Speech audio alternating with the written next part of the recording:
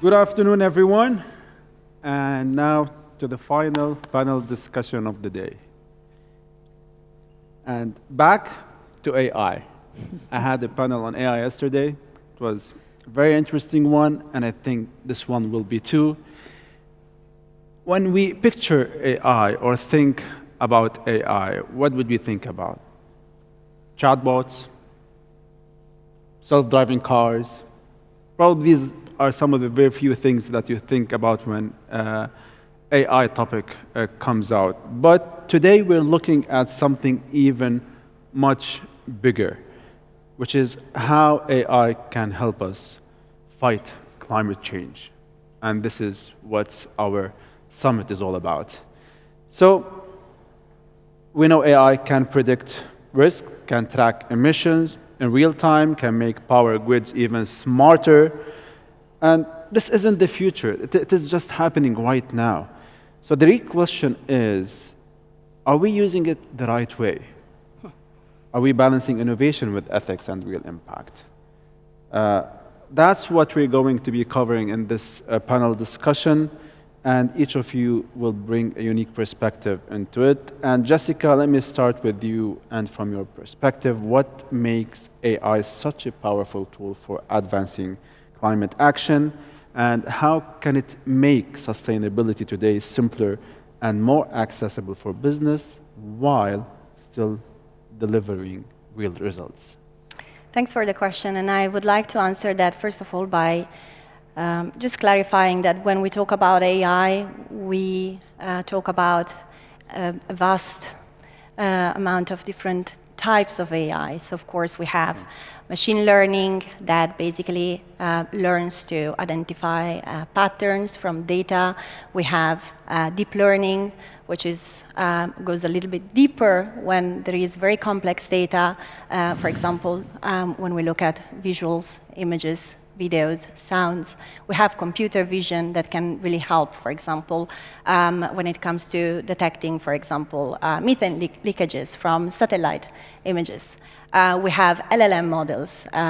We all are very familiar now with Gen AI, how we're using OpenAI, ChatGPT, and more. So all these types of artificial intelligence are actually helping us in different ways, as mentioned, from understanding a vast amount of data, making sense of the data, categorizing the data for, of course, for example, carbon accounting purposes, but also looking at analyzing images, identifying, for example, plastic pollution, or looking at air pollution. So the spectrum of applications of AI is quite vast. What we do, for example, and I can give you a practical example of what we do with organizations, helping them basically to track and progress in their journey and sustainability and climate action in particular.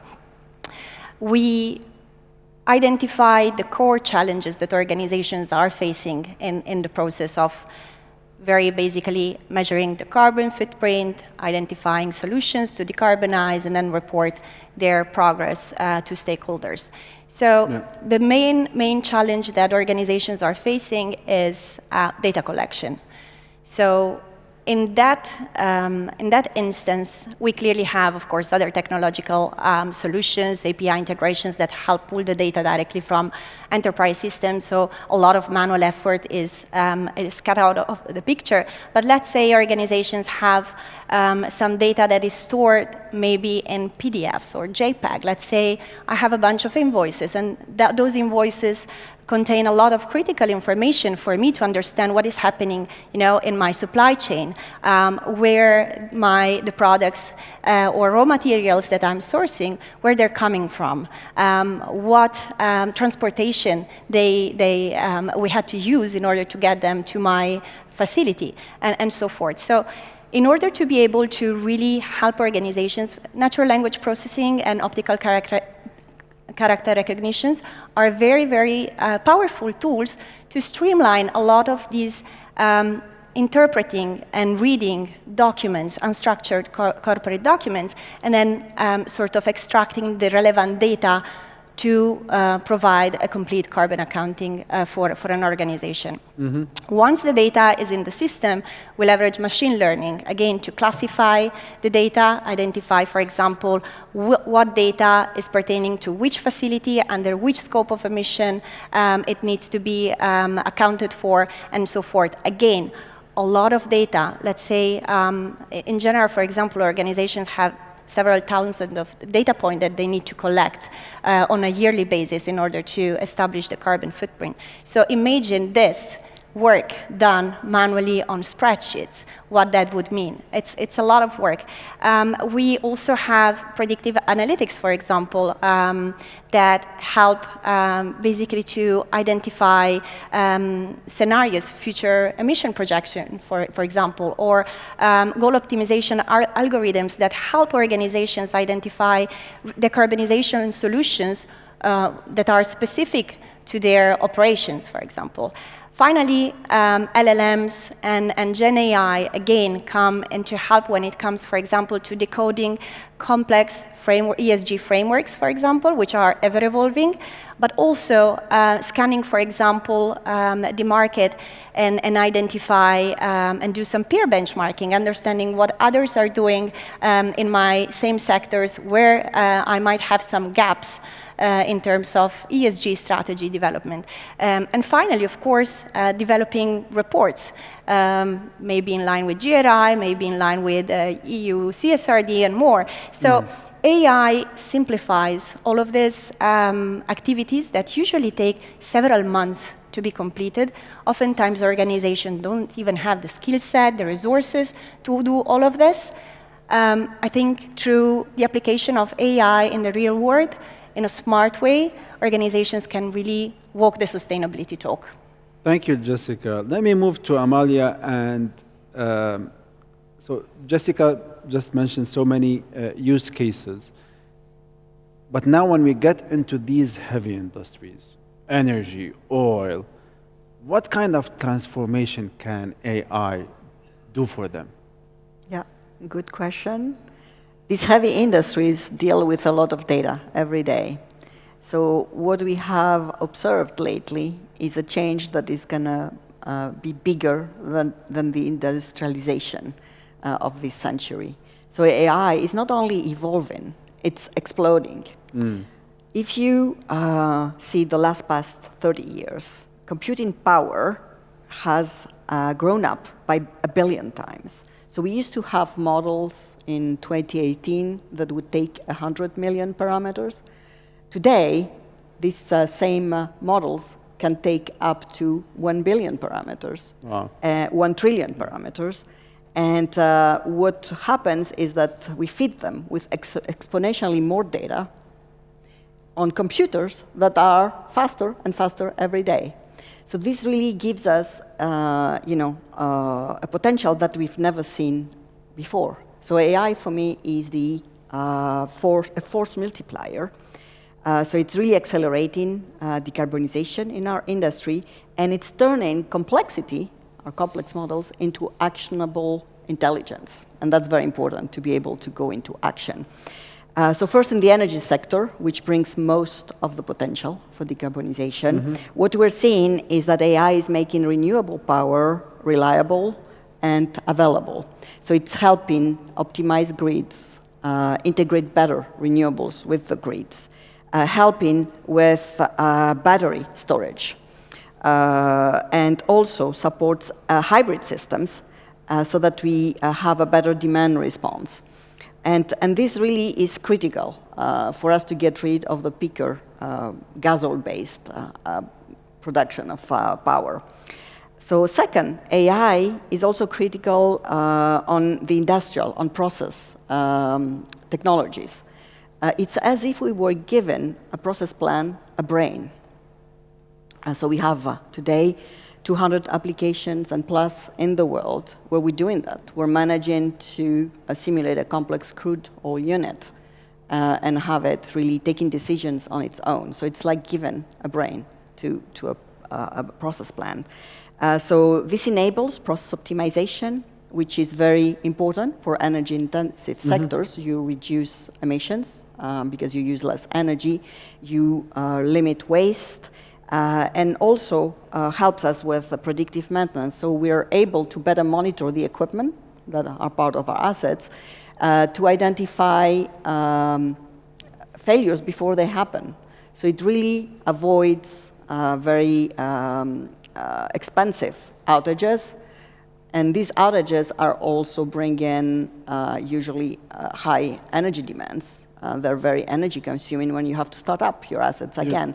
So it's saving energy and at the same time really monetizing better our assets. We're able to perform at top, at peak, the assets for longer times. Finally, with digital twins that we are developing and simulation tools, we can electrify processes better. So what you do is you replace fuel oil heaters with electric heaters, and you're able to integrate that better into your units. And you use renewables usually, renewable power to really power these electric heaters. Finally, and last point, is that AI underpins the greenhouse gas monitoring and verification. It really provides a powerful platform where data are crunched, thousands of data are crunched in seconds, and you're able to monitor better your emissions and also bring transparency, which means also trust.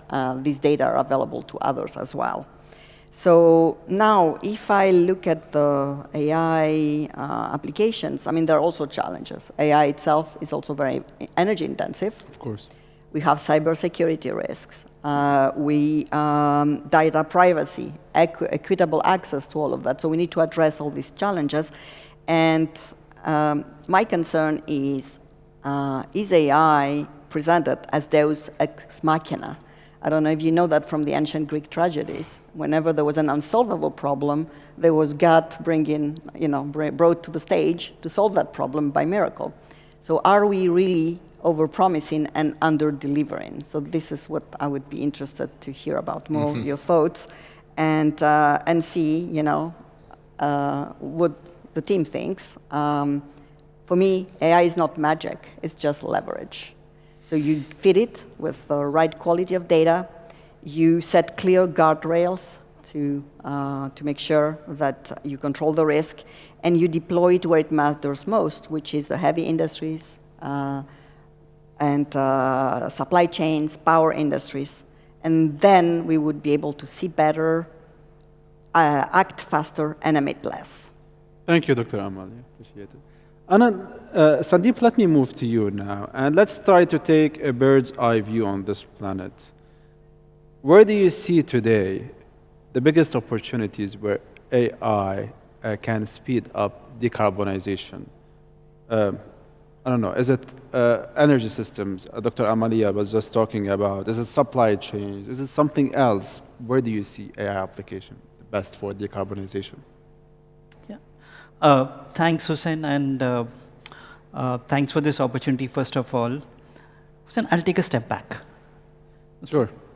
I was made Chief Sustainability Officer about 18 years ago. And we're just discussing off stage, I may be the longest serving Chief Sustainability Officer in the world.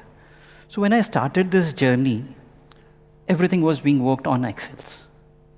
Means even a small zero here and there would make a lot of transformation changes and other things. And see from where to where we have come today. We're talking about AI, we are talking about how the data would be looked at, the data analytics, another part of it. So this is one part of the journey. Second part, Hussein, and this everybody would agree, and people who are there hearing me out, how complex is the problem? There are 3 scopes which we all know. Scope 3, which has about 15 categories. Hussein, there is one category which is business commute, employee commute, what we normally call. Now, if an organization like us or the big organizations where they have employees like, 10 million or, it's the biggest number of employees, how do you track what time that employee came to the office? How did that employee come to the office? What was the mode of the travel? How would you estimate? And what could be the kind of estimate? Today I'm coming by a bike, next day I'm taking a cab, third day I'm coming by a train, and in the cities like UAE. So then on top of that data, you're taking a net zero target.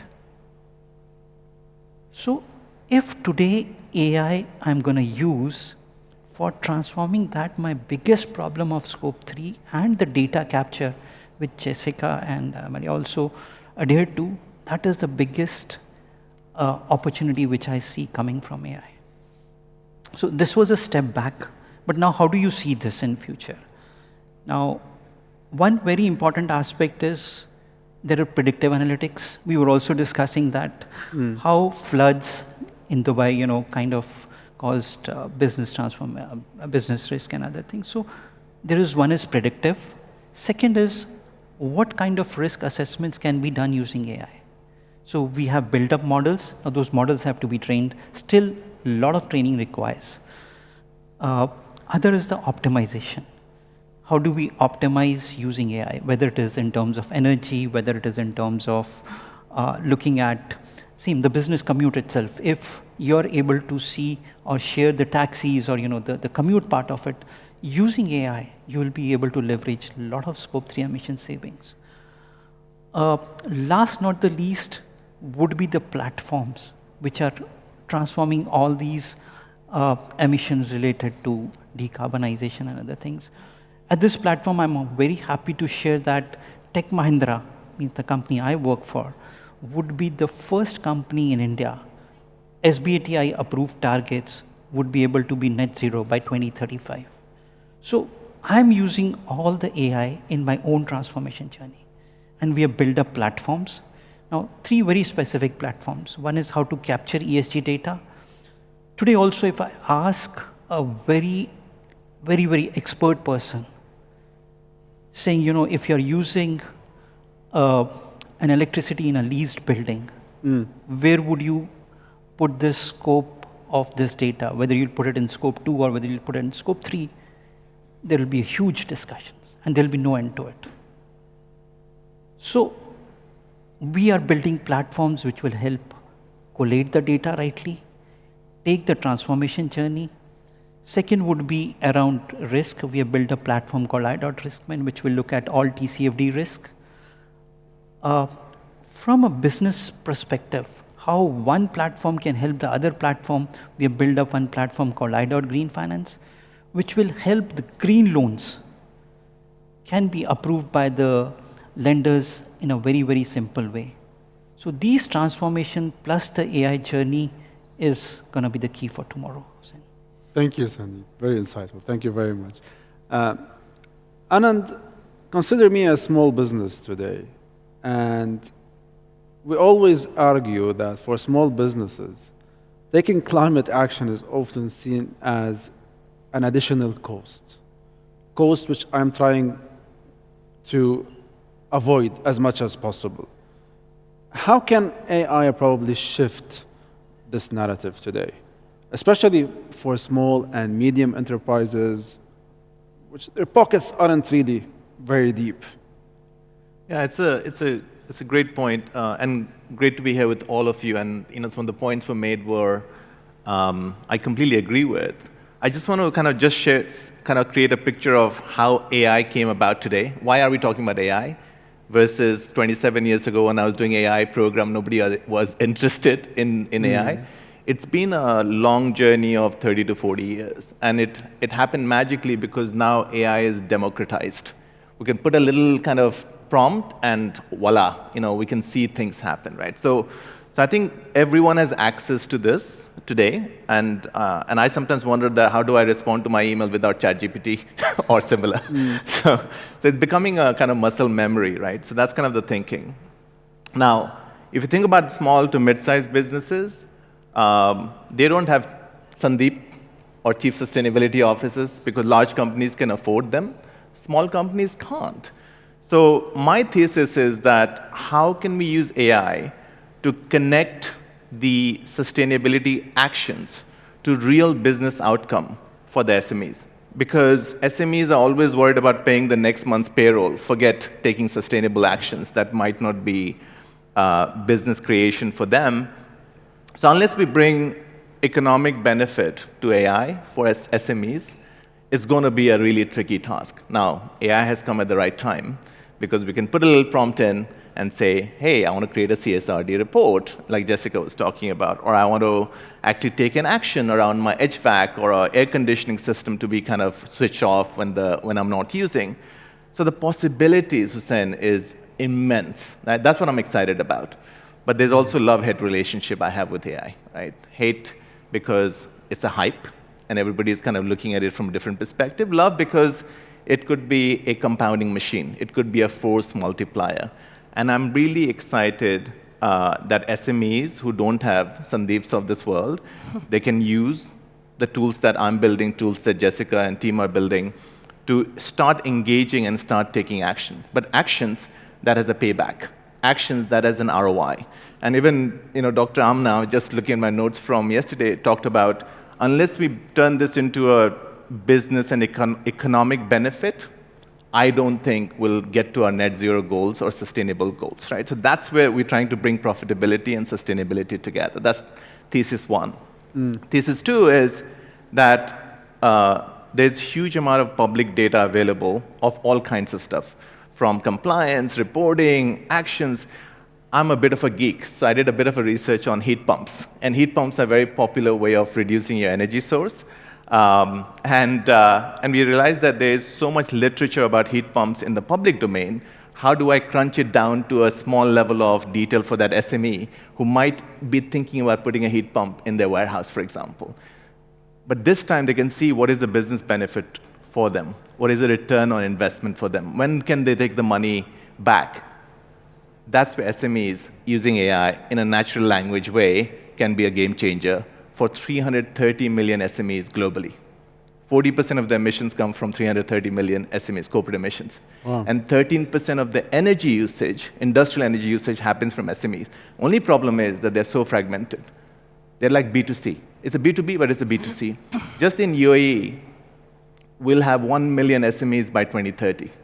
So unless we engage with them and give them the business benefit, I think we'll still struggle to make the impact that we want to. Fantastic. Thank you. Thank you, Anand. Jessica, so you mentioned so many use cases today of AI. How can we use it? But let's turn out to the real-world outcomes today we've seen when organizations are using AI to understand and act on their climate risks. Have you seen any real-world examples that you can provide today? Yeah, absolutely. And I just cannot agree more with what Anand just said about how AI is actually democratizing sort of access to sustainability management.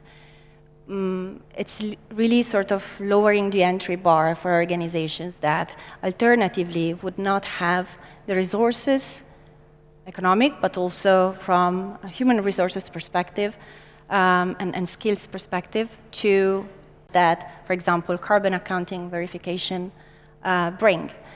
So having the opportunity to basically leverage AI, a SaaS platform, to collect a vast amount of data that would potentially require many, many months, a lot of personnel involved in the data collection, being able to do this maybe single-handedly with one single sustainability officer who just simply assign tasks for people in different departments to basically share data points with him under one single umbrella and then manage the whole data classification in an automated way, assigning the right emission factors to come up with an accurate understanding of emissions from a corporate perspective, and then being able to identify opportunities for emission reduction thanks to this better understanding of the carbon footprint of the company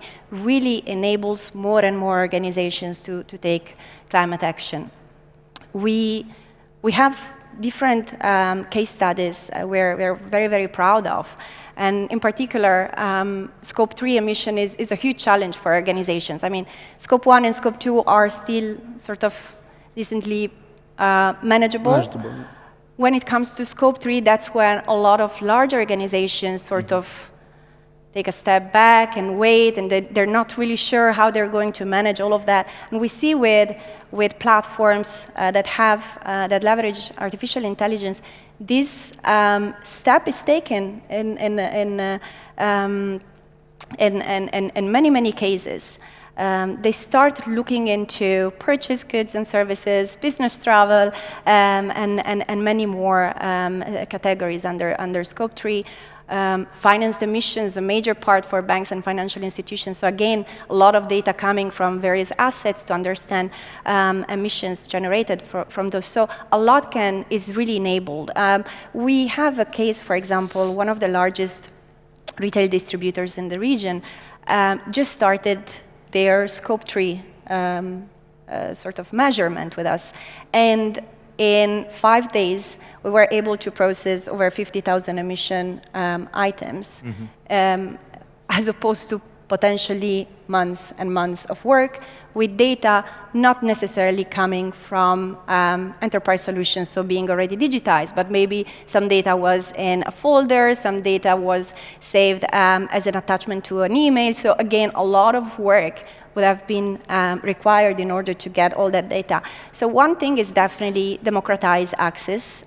Second, in terms of efficiency, we're talking about just a completely different universe, because we're talking about generating, for example, a compliant ESG report in a matter of minutes, as opposed to weeks or more.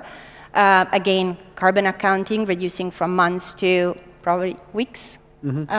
So that's a massive opportunity for organizations. And the reason why we're doing this is because we really need to shift the perception or the understanding of sustainability as being a cost center for an organization.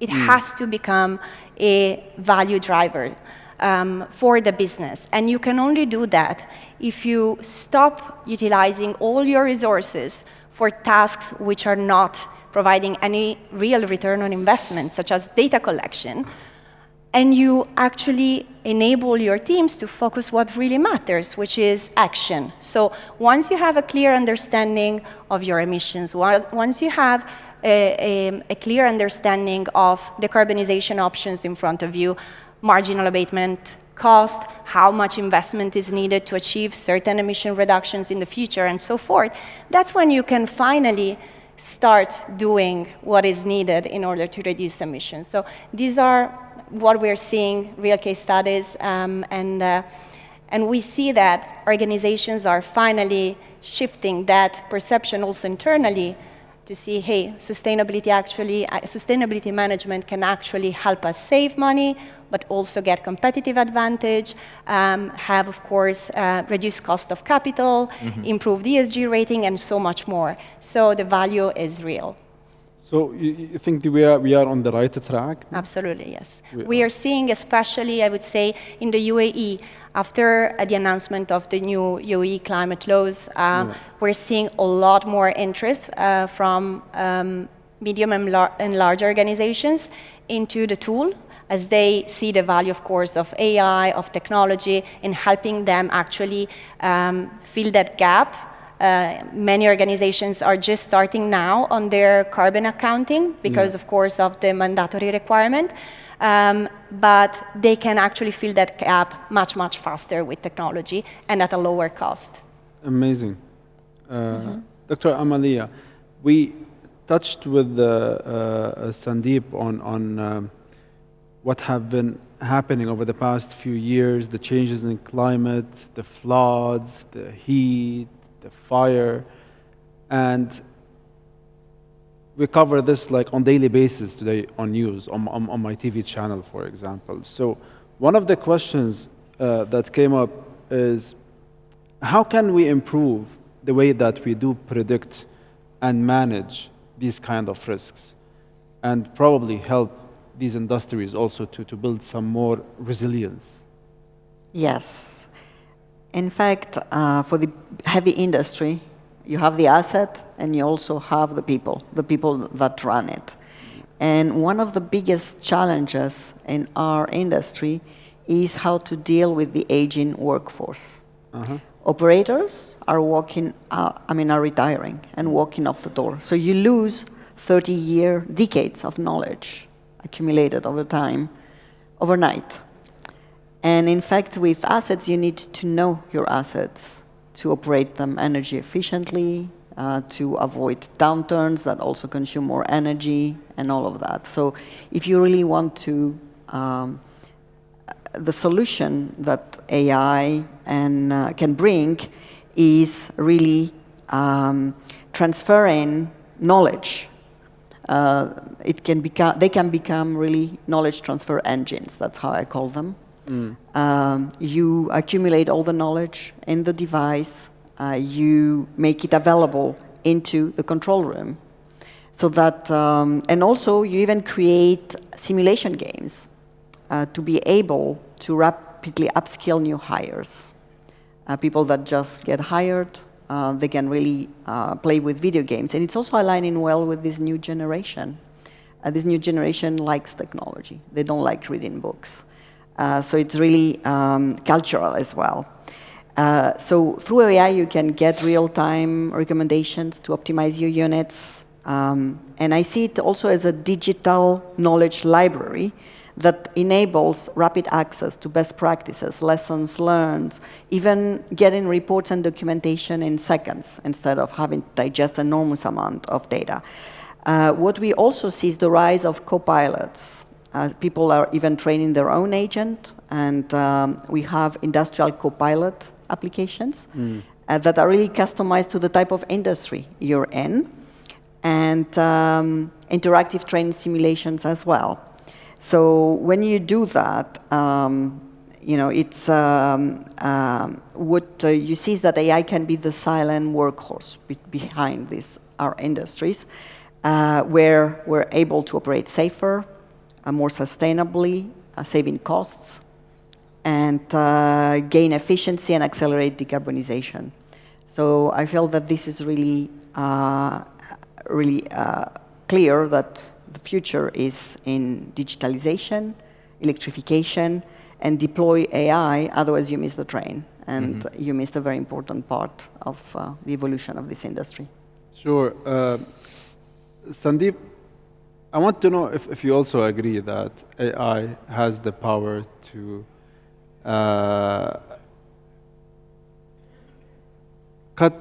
strengthen resilience at the same time cut emissions, because it has been debatable for some time. Can it do both? Yeah.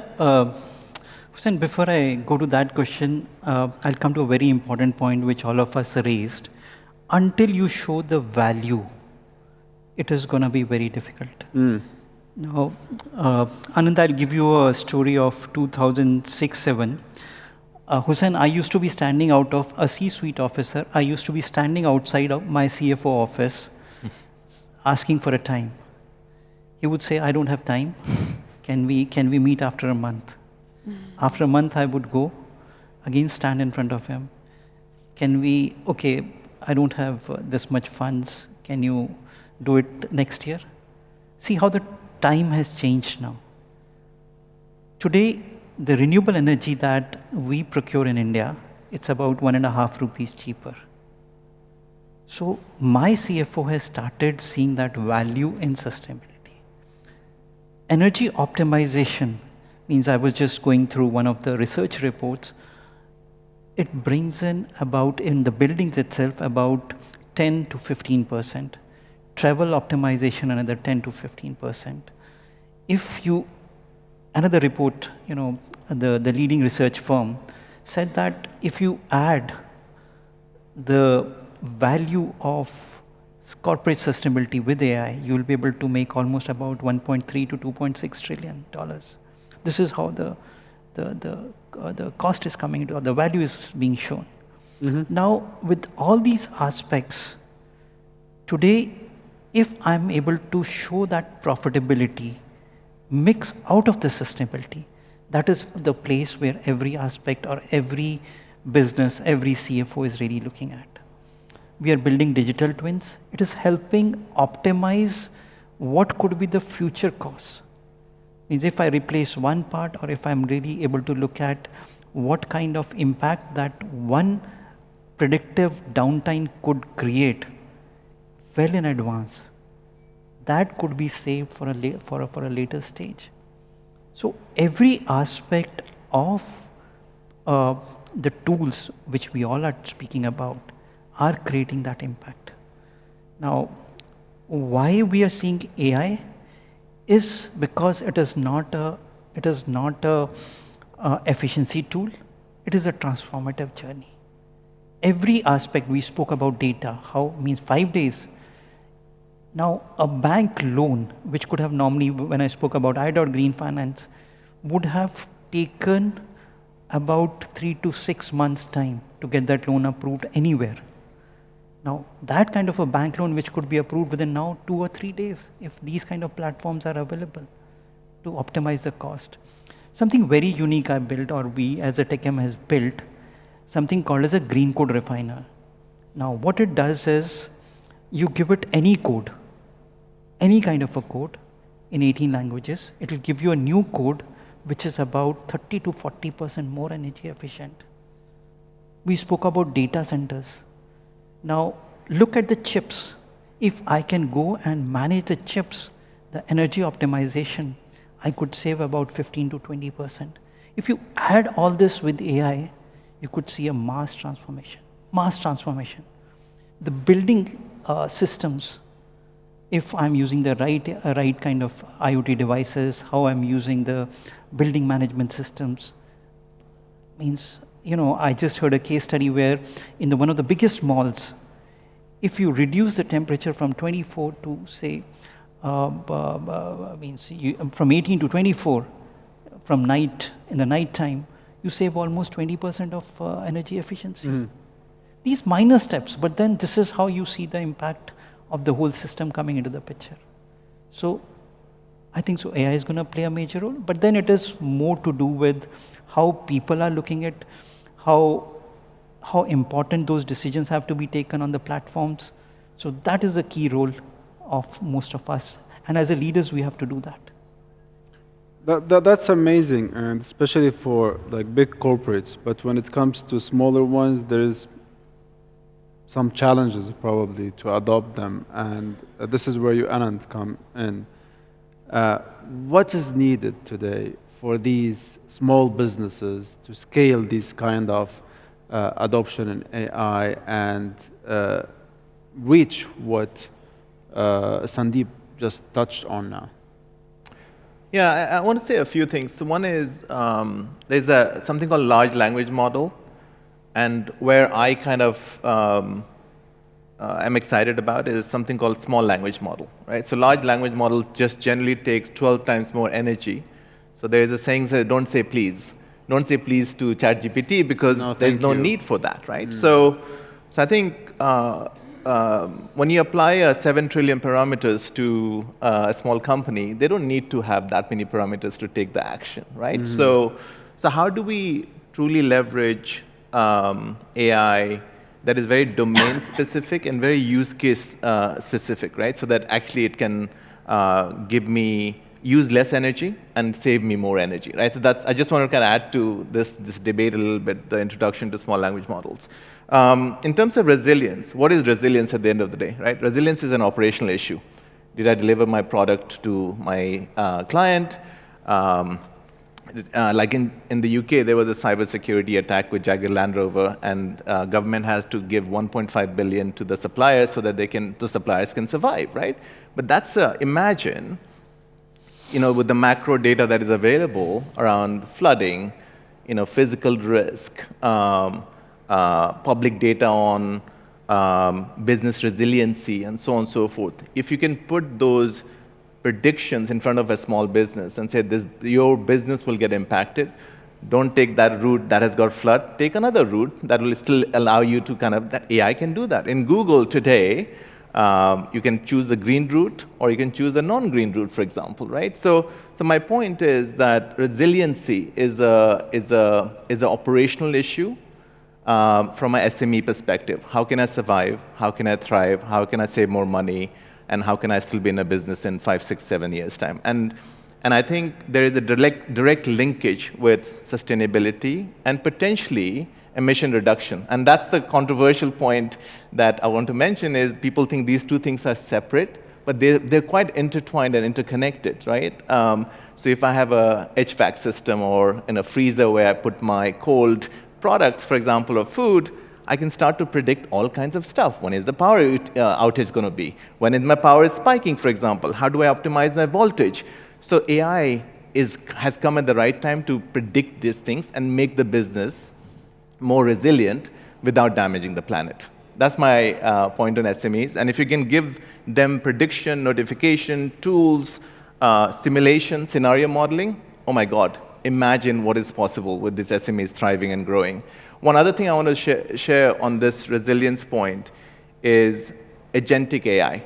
The other thing that's happening in the market is AIs are becoming quite autonomous, right? So an agent is like your employee, right? Yes. So you can train the agent to do something. Like for example, like I give Sandeep's example, don't take it wrong, Sandeep. This is like creating a chief sustainability officer agent for every SME in the world, right? So Sandeep's knowledge plus all the world's knowledge at your fingertips. And you can do all kinds of stuff that was otherwise not possible. So agentic AI, watch this space, will be the future of how tooling the SMEs, where they don't have to hire another 2-3 people. They can use agents to do the work and as well as thrive and grow. And if they save money, they put that same savings into growth, right? And which is also good for the GDP and it's good for the SMEs and so on and so forth. So I think resiliency and emissions can sit together, provided we are specifically focused on that SMEs business model and where they can save money and get the payback. But please do not create a TV presenter. Hussein, just one point, before Anand finishes is human aspect. We were discussing it offstage is very important. Until you have that human aspect to overlook the governance, you will have either biased opinions. So human factor, even in the supply chain, we have tools, we have reports being generated, but then there are assessments, there are audits which are being done. So human aspect is another very important aspect which plays a major role in the whole AI journey. 100%, I agree with you on this part. And so Jessica, Anand, he just touched on that he can create an agent that can replace specific role. And this is where it becomes like critical, and this is where the ethics questions also comes up. Because I mean, so many people are afraid that AI is coming after their jobs. So today, what are the kind of ethical considerations that we need to keep in mind, especially as AI becomes central to climate action? And how do we ensure transparency and long-term positive impact of it? This is a great question. I think we all need to remember that AI is not an end to itself. It's a tool. And just as any tool, its impact depends on how we use it, right? We are already seeing some misuse of artificial intelligence. And I think of deep fakes, frauds that can be committed leveraging artificial intelligence and which are very, very concerning, of course. We also know that the environmental impact of data centers is huge.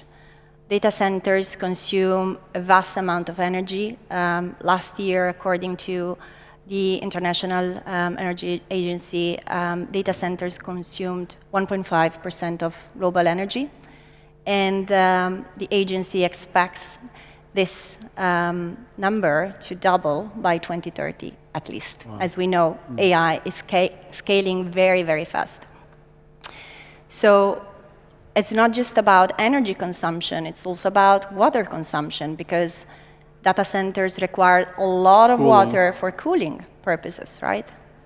And then there's chip manufacturing, which again requires a lot of rare earth metals that come oftentimes from areas which already have fragile ecosystems, which might be, or which are, which have a very high risk of conflict, human rights abuses, and more.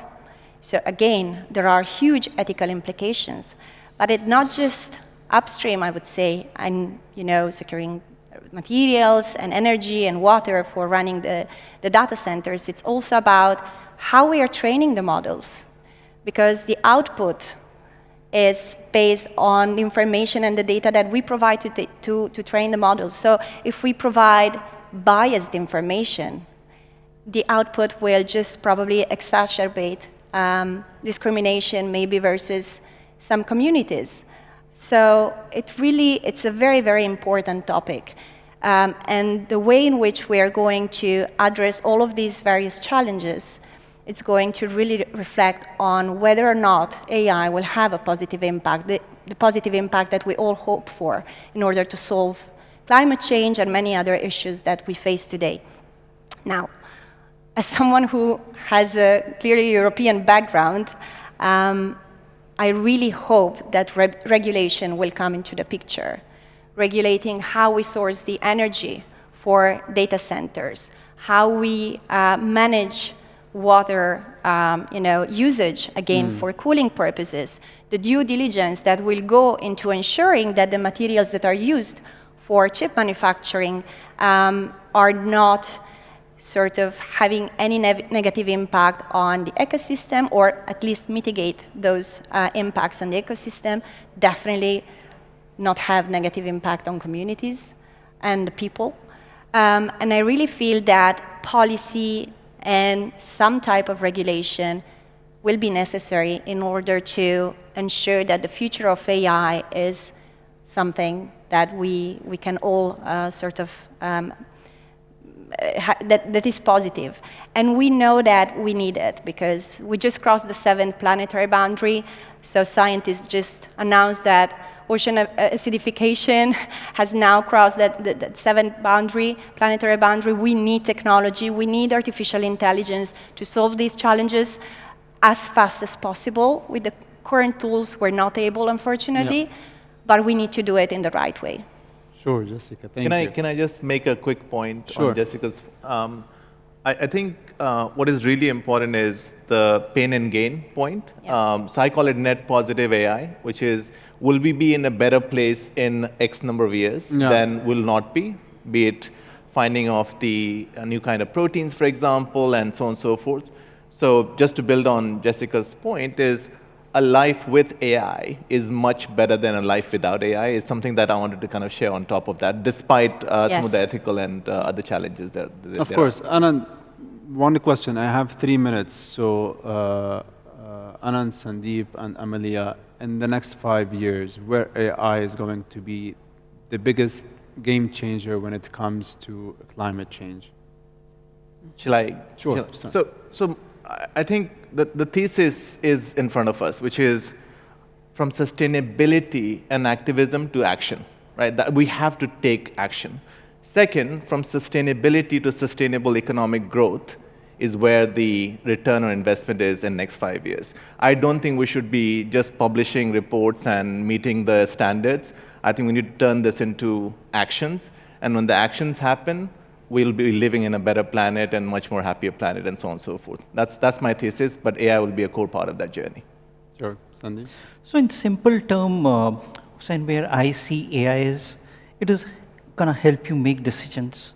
And if you have to take strict decisions, this is going to be your, the platform where you will move further into the journey. So if people or the countries have taken their net zero targets, they will use this to their betterment.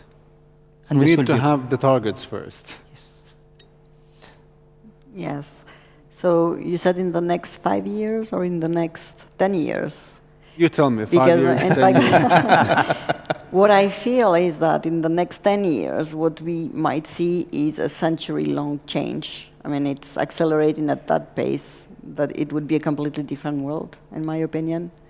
When you give a process planner brain, when you have tools that allow to fast-track knowledge transfer into the next generation, of people. I mean, the sky's the limit. You don't know where you can go. Now, what is important is not really to slow down. Very often, it's something new. We tend to be afraid we slow down. What I would say, what we need is not to slow down, but then accelerate with guardrails, making sure that we have the right protection around us, and use human intelligence to guide that. You know, what kind of governance do I need to do that in a safe manner? How do I protect myself from cybersecurity risks? I mean, there are going to be now viruses that we haven't even imagined. People create agents that are viruses. You know, so it's really a different world that we'll be living. But I believe too it's going to be a better world because at the end it's humans that control it. So we were gonna defeat the evil part of it.